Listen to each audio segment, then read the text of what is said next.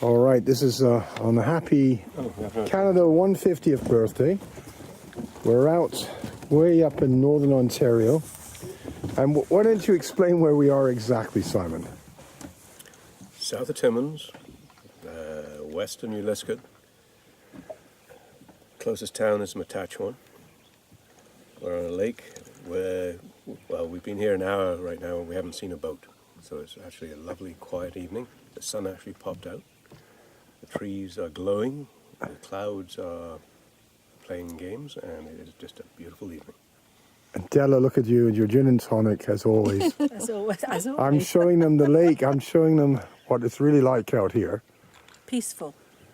Absolutely peaceful. The true north. The Morag, are you having your drink? Nagy's behind you?